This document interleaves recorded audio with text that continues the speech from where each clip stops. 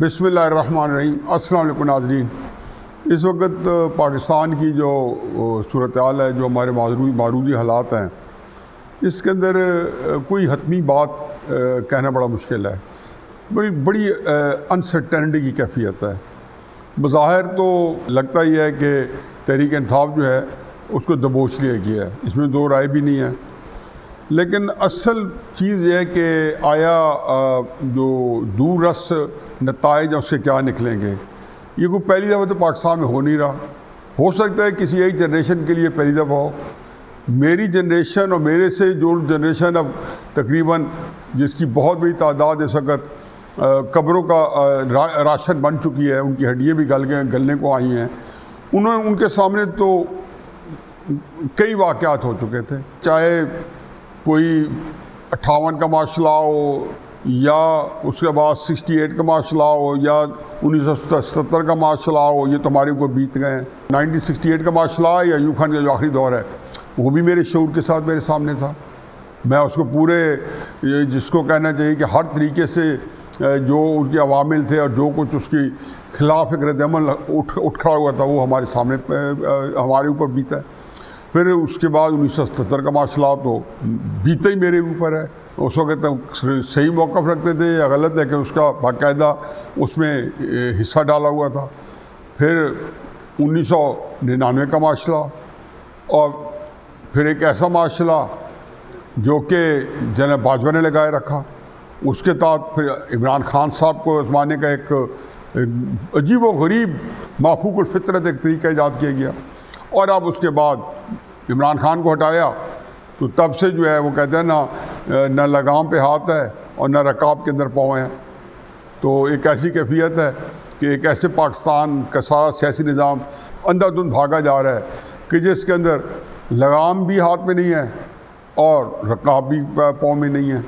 تو یہ ایک عجیب و غریب کیفیت ہے۔ اور اس میں بعد جنرل عاصم منیر آئے ہیں، اور حقیقت یہ ہے کہ میں سمجھتا ہوں کہ اب تک وہ واقعات ہوئے ہیں اس میں کوئی غیبی ایک مدد شامل تھی، جس میں جنرل صاحب کو پہلے تو چوتھا سٹار لگا کہ کئی دفعہ بتا چکا ہوں کہ اس کو روکنے کے لیے کیا کیا کوششیں نہیں ہوئی۔ ادارے کے اندر بھی جناب باجوہ کے ٹولے نے پورا ایک نظام کو جو ہے ہلا کے رکھ دیا، ادارے کو سارا اس کے ڈسپلن کو خراب کر کے رکھ دیا، صرف عاصم منیر صاحب کو روکنے کے لیے۔ پھر اس کے بعد سیاسی قوتوں کو ساتھ ملایا، حکومت وقت کو ساتھ ملایا، عمران خان صاحب کو ساتھ ملایا۔ عجیب حیرت کی بات ہے کہ عمران خان صاحب جو باجوہ صاحب کو گالیاں دے رہے تھے، باجوہ صاحب کو ایکسٹینشن بھی دینے پر تیار تھے، اور انہی کے ہاتھ میں استعمال بھی ہو رہے تھے عاصم منیر صاحب کی اپائنٹمنٹ رکوانے کے لیے۔ پھر جب وہ بنے اس صورتحال کے ساتھ، اور اس طرح بنے کہ لگتا تھا کہ ادارے پہ ان کی جو گرفت ہے وہ ہمیشہ کے لیے کمزور رہے گی، کیونکہ جاتے جاتے ان کے ریٹائرمنٹ سے 3-4 ہفتے پہلے جناب باجوہ 12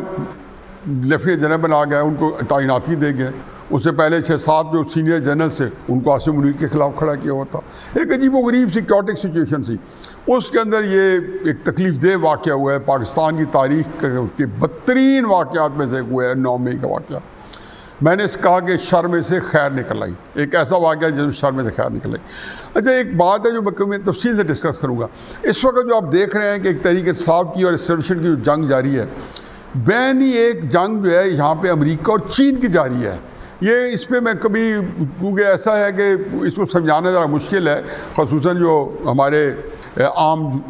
جو لوگ ہیں، اور اس کے لیے خاص ایک بیک گراؤنڈ چاہیے ہوتا ہے اس بات کو سمجھنے کے لیے۔ لیکن یہ ان کا آپس میں تعلق بھی ہے۔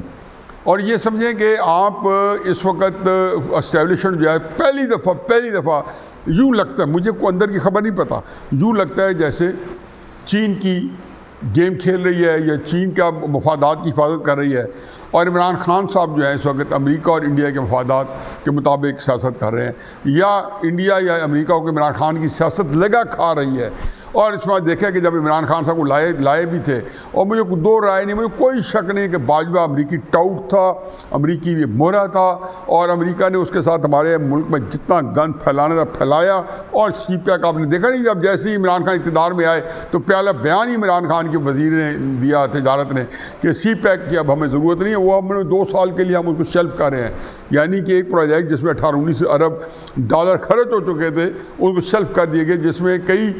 50-60 ارب ڈالر خرچ ہونے تھے اور اس میں آگے کئی 100 ارب ڈالر تک جانا تھا۔ بہرحال یہ میرا ٹاپک نہیں ہے، پھر کسی وقت صحیح۔ اب جب یہ 9 مئی کے واقعے سے پہلے بھی شاید ایک بالکل ایک اتفاق ہو کہ عاصم منیر صاحب جو ہے 4-5 دن چین کا دورہ کر کے آئے تھے اور اس کے بعد 9 مئی کا واقعہ ہو گیا۔ اچھا، اس سے پہلے ہمیں یہ ہم سارے لوگ یہ اندازہ کر رہے تھے کہ اسٹیبلشمنٹ جو ہے کوئی نہ کوئی عمران خان کے اوپر کوئی نہ کوئی ٹائٹ کرے گی، جس کو کہنا چاہیے کہ کچھ سختیاں کرے گی، لیکن اس میں خدشہ یہ تھا کہ ادارے کے اندر بہت سارے لوگ جو تھے عمران خان صاحب کے حامی تھے، مانتے نہیں تھے، لیکن واقعات ثابت ہے کہ واقعی جو لوگ کہتے تھے ان کے حامی اور ٹھیک ثابت ہوا، کیونکہ ہم نے دیکھا کہ بہت سارے ادارہ جو ہے ایک موقع پہ تو لگا کہ بالکل تتر بتر ہو گیا 9 مئی کو، اور اس کا وجہ یہ تھی کہ ادھر پیچھے جو تھا جناب باجوہ جو ہے اس کو وہ پوری کی پوری فوج کو تحریک انصاف میں شامل کر گیا تھا، اور یا تحریک انصاف کو پوری فوج میں شامل کر گیا تھا۔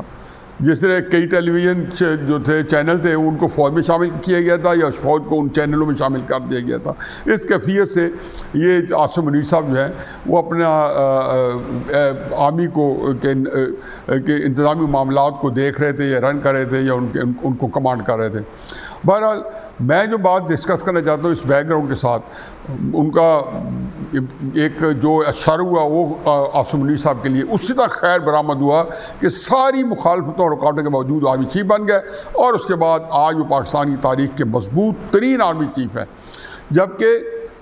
9 مئی سے پہلے وہ پاکستان کی تاریخ کے کمزور ترین آرمی چیف تھے، یعنی کہ 8 مئی کو وہ کمزور ترین آرمی چیف تھے۔ ان کی گرفت بظاہر تاثر یہ تھا کہ بڑی ڈھیلی ہے، اور اس کے بعد اب لگتا ہے کہ جی وہ تو اچھے خاصے جرنیلوں کے کڑاکے نکال کے رکھ دیے ہوں گے، کئیوں کے خلاف تعدیبی کارروائی کی ہوگی یا کر چکے ہیں، اور یہ خبریں بھی آ رہی ہیں۔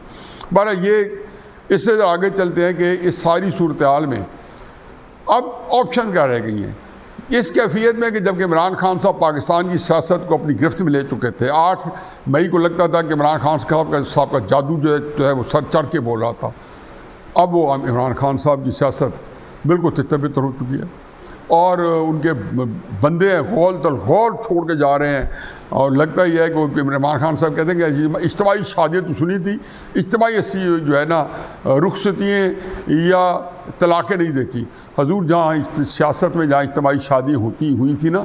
وہ دیکھ لیتے 2018 میں، تو وہاں پہ ایسے ہی طلاقیں ہونی تھی، اجتماعی طلاقیں ہونی تھی، اجتماعی شادیاں جب کرائی گئی تھی تو وہ دیکھتے۔ میں اکثر کہتا ہوں کہ باجوہ کے 5 سال کیا بیتی نواز شریف صاحب پہ یا ان کی پارٹیوں پہ جو آپ نے انجوائے کیے، آخری جو 8-9 مہینے 11 مہینے وہ آپ کو بڑے کھیل گئے نا باجوہ صاحب۔ اس میں بھی یہ دیکھیں کہ اس نے باجوہ نے کیونکہ ڈرپوک آدمی تھا، سازشی آدمی تھا، منافق آدمی تھا، دوگلا پن تھا ان کے اندر، باجوہ صاحب کے اندر بدقسمتی سے اتنے بڑے عہدہ رکھنے کے باوجود انہوں نے آپ کو پرویز الہی بھی دے دیا، فیض حمید کو بھی آپ کی طرف لگائے رکھا، بے شمار آپ کو سہولتیں دی رکھی، سپریم کورٹ کے ججز بھی آپ کی طرف لگائے رکھے، اور آپ کی مدد کے لیے ان کو پیچھے سے ہلا شیری ملتی رہی۔ اعجاز الاحسن صاحب وغیرہ سارے جو تھے سارے، کیونکہ پہلے بھی جو کوئی فیصلے تھے وہ بھی سارا پتہ تھا کہ وہ فیصلے جو کروانے کے پیچھے کون سی قوتیں کار فرماتی، اور یہی بات عمران خان صاحب نے چند دن پہلے کہی کہ جی اعجاز الاحسن جو ہے اس نے اسٹیبلشمنٹ کے کہنے پہ ہوئے تم دوست جس کے دشمن اس کا آسماں کیوں ہو، کیا آپ فرما رہے ہیں جو عمران خان صاحب کے اعجاز الاحسن صاحب نے فیصلہ جو دیا نااہلی کا نواز شریف صاحب کا یا مریم نواز صاحبہ کے بارے میں جو کچھ کیا، یہ سارے کا سارا جو تھا اسٹیبلشمنٹ ان سے کرایا۔ تو یہ وہ ججز تھے جو ابھی پھر انہی کے تھرو اسٹیبلشمنٹ مراد اس وقت فیض حمید تھے، ابھی فیض حمید، تو باجوہ صاحب نے پورا پیکج عمران خان صاحب کو دیا ہوا تھا ڈر کے مارے پہلے کہ عمران خان صاحب مجھے شاید گالیاں کم دیں۔ خیر یہ اس کیفیت کے اندر آج صورتحال یہ ہے کہ آیا یہ صورتحال کسی خیر کی طرف جائے گی؟ نہیں۔ ٹھیک ہے کہ جنرل عاصم منیر صاحب کے لیے حالات بہت سازگار ہو گئے، کم از کم ادارہ ان کا جو ہے ان کے گرفت میں آ گیا ہے۔ ہو سکتا ہے کہ 2-4 مہینے میں اگلے مہینے میں سپریم کورٹ بھی ان کے رحم و کرم پہ آ جائے اور وہ بھی خاصا ٹون ڈاؤن ہو جائے، اور ہو سکتا ہے پھر وہ الیکشن بھی کرا لیں، اس کے میں ان کے ڈیزائربل رزلٹ بھی نکل آئیں۔ پہلی بات تو میں بالکل ایک کہہ رہا ہوں، اس کے اوپر میں آنے والے دنوں میں بار بار بتاؤں گا، میں صرف یہ بتانا چاہ رہا ہوں کہ عمران خان صاحب کے بعد مجھے کچھ اس میں دو رائے نہیں ہے کہ جو پی ڈی ایم کی حکومت جو ہے اور خصوصاً مسلم نون ہے، اس کے ساتھ بھی 6 مہینے 7 مہینے 8 مہینے سال بعد بری ہوگی۔ جیسے میں نے کل پرسوں بھی 2-3 دن پہلے بھی کہا ہے یہ بات کہ ایک کوئی نیا سیٹ اپ ہوگا۔ اب جس پارٹی کو پروموٹ کیا جائے گا وہ ایک ایسی تحریک انصاف ہوگی کہ جو اگر عمران خان صاحب کا کوئی عمران خان صاحب نے کوئی پریشر میں آ کے اپنے آپ کو جو شکست مان لی اور ہار مان لی، تو پھر جو قیادت جس کو دیں گے وہ اسٹیبلشمنٹ کے ساتھ ایک فرینڈلی قیادت ہوگی جو کہ تحریک انصاف کے لیے تھوڑا بہت اپوزیشن بھی کرے گی، اسد کیسر ٹائپ، شاہ محمود قریشی صاحب ٹائپ، اس طرح کے لوگ جو ہیں، حماد اظہر صاحب ٹائپ، لیکن اندر سے ان کی فٹنگ ہوگی اسٹیبلشمنٹ کے ساتھ۔ اور یہ وہ ہوگی کہ جس کو پھر عمران خان صاحب کیونکہ اس کے اوپر ان کے سر پہ ہاتھ رکھیں گے اور یہ ان کا ہار ہوگی، اور اندرون خانہ اسٹیبلشمنٹ سے کچھ کنسیشن لینے کے لیے یہ مذاکرات اگر انہوں نے کی ہے تو اس میں ان کا ووٹر بھی آئے گا، پورا نہیں نکلے گا لیکن اتنا نکلے گا کہ یہ حکومت بنا لیں گے۔ ساتھ ان کے جو نکلنے والے لوگ ہیں وہ جہانگیر ترین صاحب کی قیادت میں اکٹھے ہو جائیں گے کہ یا کسی اور پارٹی میں اکٹھے ہو جائیں گے، پھر ان کا بھی الائنس بن جائے گا۔ تو اس میں جو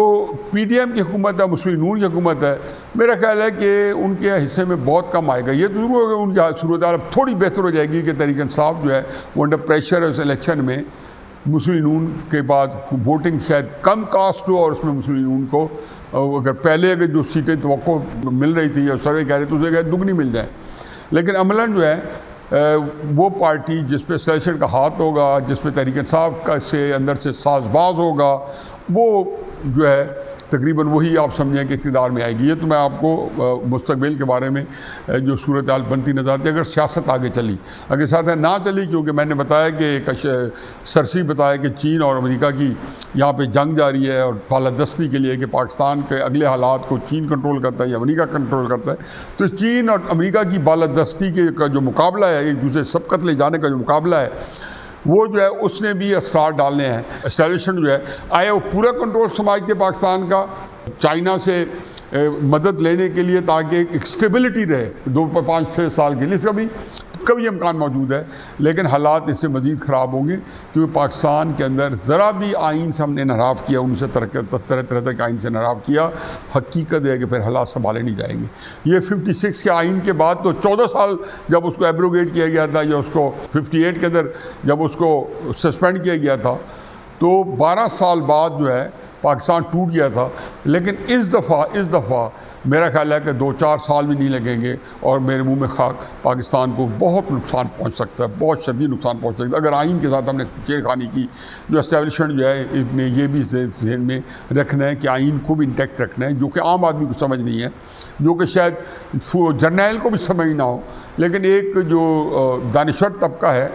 جو پاکستان کے بارے میں اچھا سوچتا ہے، چاہے وہ کسی پارٹی کے ساتھ، ان کو یہ پتہ ہے کہ آئین کی کیا قدر و منزلت ہے، چاہے وہ اس میں عمل کر رہا ہو یا نہ کر رہا ہو۔ تو یہ تو بات ہو ایک طرف، لیکن ایک نئی بات ہوئی ہے جو میرا موضوع تھا جس کے پیچھے میں تھوڑا بیک گراؤنڈ بتایا کہ عمران خان صاحب نے 3 دن پہلے مذاکرات کے لیے پھر وہی مینگنے ڈال کے جو دودھ دینا ایک بکری کا، اسی میں وہی محاورہ یہاں پہ ڈالتا ہے کہ بہت ساری ادھر کر کے اور بہت ساری، حالانکہ ان کے اندر ایک ان کی جو باڈی لینگویج تھی اس میں صاف پتہ چلتا تھا کہ ایک ہارا ہوا بندہ بیٹھا ہے، تو انہوں نے مذاکرات کی آفر کر دی اور اگلے دن ایک کمیٹی بنا دی 6-7 بندوں کی، جبکہ نواز شریف صاحب نے اور ساری پی ڈی ایم کی جماعتوں نے مذاکرات کے لیے جو ہے انکاری ہیں۔ اب یہ عجیب و غریب صورتحال ہے کہ پی ڈی ایم کے لوگ جو ہیں وہ مذاکرات سے انکاری ہیں، اور اس کے ساتھ ہی انہوں نے بلکہ جو اسٹیبلشمنٹ کا جو وہ حلقہ ہے جو میڈیا میں آ رہا ہے، مثلا فیصل وابڈا صاحب ہے، وہ بھی کہہ رہے ہیں کہ مذاکرات کی کنجی تو جی اب قبر کے اندر دفن ہو گئی ہے۔ اس حالات میں عمران خان صاحب جو کہ اس وقت مائل نظر آتے ہیں مذاکرات کی طرف، آیا وہ مذاکرات کی طرف جو ان کو کچھ مل پائے گا یا نہیں مل پائے گا، لیکن جو بندے انہوں نے نامینیٹ کیے شاہ محمود قریشی کی قیادت میں، اس نے ذرا میرے جو ہے نا اینٹینا کو کھڑا کر دیا کہ یہ وہ لوگ ہیں کہ اس میں سے سوائے مراد سعید کے ایک آدھ کو چھوڑ کے سارے کے سارے اسٹیبلشمنٹ کے ساتھ ان کا اندر سے بڑے گہرے روابط موجود ہیں، ان کی بڑی قربت موجود ہے۔ اس کا مطلب ہے کہ کوئی اشارہ ان کو ہوا ہے انڈائریکٹلی ڈائریکٹلی کہ آپ تو کام کریں نا، اسٹیبلشمنٹ جانے، پی ڈی ایم جانے، بات کی بات ہے۔ تو انہوں نے نواز شریف صاحب کے ایک حتمی اعلان کے باوجود کہ ہم عمران خان صاحب چونکہ دہشت گردی کے میں ملوث پائے گئے ہیں یا اس طرح کی گھروں کے اندر ساری پارٹی ملوث پائی گئی تو ہم ان سے مذاکرات نہیں کریں گے، اور ان کے بعد سارے کم و پیش پی ڈی ایم کا یہی نقطہ نظر ہے۔ فضل الرحمان صاحب لنڈن میں بیٹھے ہیں، ظاہر ہے نواز شریف صاحب سے ان کی میرا خیال ہے کہ ان کی ملاقات کے بعد یہ بیان آیا تو مشاورت بھی ہوئی ہوگی، تو یہ کانسنسس موجود ہے۔ لیکن یہ ساری باتیں سامنے کی ہوتی ہیں، اگر مذاکرات ہونے ہوئے اور کوئی انڈرسٹینڈنگ ہونی ہو تو کر بھی لیں گے، لیکن اس کا معاوضہ بڑا اس دفعہ تحریک انصاف کو دینا ہے، کیونکہ یہ اب ان کی ضرورت ہے اپنی جان بچوانا، ان کی ضرورت ہے کہ ٹیبل پہ لے کے آنا۔ تو مجھے لگتا یہ ہے کہ جو باتیں میں نے ابھی تھوڑی دیر پہلے کی ہے کہ ایک فرینڈلی تحریک انصاف جو ہے وہ وجود میں آنے والی ہے، جو اسٹیبلشمنٹ کے ساتھ ایک رابطہ ہوگا اور اوپر سے ان کی ایک تو تکرار ہوگی۔ یہ پاکستان کے اندر یہ معاملہ پہلی دفعہ نہیں ہو رہا، یہ عرصہ ہمیشہ سے ہی اس طرح کے واقعات بار بار ہوتے رہے ہیں۔ تو میرا اپنا یہ خیال ہے کہ یہ ٹیم جو ہے جو مذاکرات یہ ہو سکتا ہے اس سے مذاکرات شروع بھی کر دی ہوں، چاہے سامنے یہی آتا رہے کہ ہم کوئی مذاکرات نہیں کرتے، اور یہ 6-7 بندوں کی، اور آج مراد سعید بھی اب سامنے آ گئے ہیں، یعنی کہ جو بھاگے پھرے چھپے پھرے تھے سامنے آ گئے ہیں، تو ظاہر ہے کہ ان کو کہا گیا ہوگا کہ آپ ان کو بھی گرفتار نہ کریں۔ اگر مراد سعید کو گرفتار نہیں کیا جاتا تو یہ ٹیم کو لگتا یہ ہے کہ اس میں اسٹیبلشمنٹ کو ایک پیغام دیا گیا ہے کہ اگر آپ دیکھ لیں اس ٹیم کے اندر تبدیلی کرنی ہے یا نہیں کرنی یا جو بھی صورتحال ہے، تو یہ ٹیم بنیادی طور پہ ایک فکس میچ مجھے لگتا ہے جو کہ ہو کے رہے گا، اور اللہ کرے کہ یہ ہو جائے تو میری خواہش یہی ہے کہ مذاکرات ہی ہوں اور کسی صورت میں مسئلہ حل ہو، کیونکہ ٹکراؤ میں اور ایک دوسرے دباؤ میں اور 250 400 500 بندوں کی وفاداریت تبدیل کرنے سے مجھ سے زیادہ تو عمران خان صاحب کے بارے میں جو کوئی انات جو ہے شاید ہی کوئی دوسرا رکھتا ہو، لیکن پاکستان کے لیے بھی مجھے سوچنا ہے کہ پاکستان کی جو ہے میں نے اپنے ذاتی کسی غصے کی بھینٹ چلانا ہے یا اس کے لیے کوئی معاملہ دیکھنا ہے۔ میں نے آج پھر دہراتا ہوں کہ پہلے تو میں سمجھتا تھا کہ سیاسی جماعتیں حقیقت ہے اور باقی لوگوں کو دور رہنا چاہیے۔ اب میں جو آج کے حالات ہیں اس میں کہتا ہوں کہ 3 حقیقتیں ہیں۔ حکومت حقیقت ہے، جتنی جماعتیں اس میں شامل ہیں ان کو ملاتے ہوئے، اسٹیبلشمنٹ حقیقت ہے، اور عمران خان حقیقت ہے۔ ان تینوں میں سے کسی ایک حقیقت کو بھی منہا کیا گیا تو پاکستان کو ناقابل تلافی نقصان پڑنے کا احتمال ہے۔ لیکن عمران خان صاحب کو اپنے سائز کے مطابق اب گفتگو کرنی ہوگی، اس سے پہلے کہ پورا کے پورا ان کا سائز تحلیل ہو جائے، وہ تھوڑا سا قد کاٹ بٹھا کے اور معاملات کو آگے بڑھنے دیں، کیونکہ and of the day Imran Khan صاحب نے ہی معاملات بڑھانے ہیں، اور وہ تب ہی بڑھیں گے جب وہ یہ سمجھ آئیں گے کہ وہ بہت کچھ لوز کر چکے ہیں، بڑے تھوڑے پہ ان کو اکتفا کرنا پڑے گا۔ وما علینا الا البلاغ۔